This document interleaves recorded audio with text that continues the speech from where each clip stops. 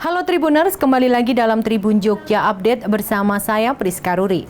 Pertempuran sengit berkecamuk di luar Bahmut saat pasukan Rusia merangsek dengan artileri berat dan serangan infanteri pada Senin kemarin.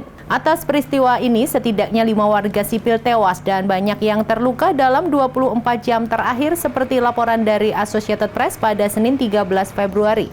Kantor Kepresidenan Ukraina mengatakan situasi di Paraskovivka, pinggiran utara Bahmut, sulit karena pasukan Rusia terus menghantam daerah itu dengan tindakan pengeboman dan penyerbuan yang intens. Juru bicara Kementerian Pertahanan Jerman Nadine Kruger di Berlin menyatakan bahwa tentara Ukraina dilaporkan mulai berlatih menggunakan tank tempur Leopard 2. Jerman pun berjanji mengirimkan 14 tank ke Ukraina pada akhir Maret. Sekjen NATO Jens Stoltenberg kembali mendesak Sekutu Barat Ukraina untuk meningkatkan dukungan militernya. Stoltenberg mengatakan NATO tidak melihat tanda apapun bahwa Presiden Putin sedang mempersiapkan perdamaian.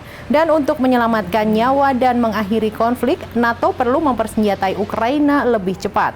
Pasukan Rusia menembaki selusin kota dan desa di wilayah Donetsk dalam 24 jam terakhir, termasuk di Druskivka, di mana rudal Rusia diklaim menghantam rumah sakit, dan di Prokhorov, di mana penembakan diklaim merusak 7 rumah dan taman kanak-kanak. Gubernur Donetsk, Pavlo Kirilenko, mengatakan penembakan semakin intensif, dan Rusia mengumpulkan lebih banyak pasukan untuk menyerang kota-kota yang damai.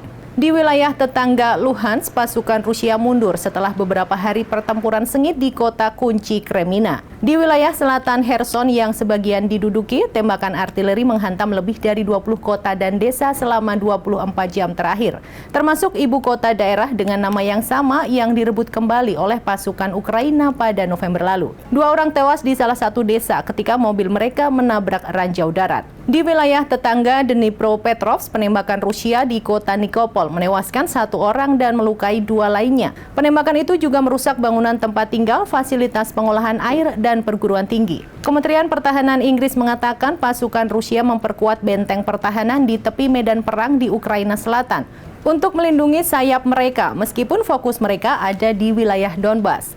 Di kota Sviatohirsk di Donetsk Utara, beberapa penduduk yang tersisa bergantung pada sukarelawan organisasi World Central Kitchen untuk mendapatkan makanan dan perbekalan untuk mengatasi suhu beku. Sviatohirsk dibebaskan oleh pasukan Ukraina pada bulan September lalu. Demikian berita terkini terkait Rusia yang terus merangsek ke arah Bahmut dan Ukraina yang perkuat pertahanannya di selatan. Ikuti terus berita-berita terkini hanya di Tribun Jogja Update. Saya Priska Ruri dan segenap kru yang bertugas pamit undur diri. Terima kasih dan sampai jumpa.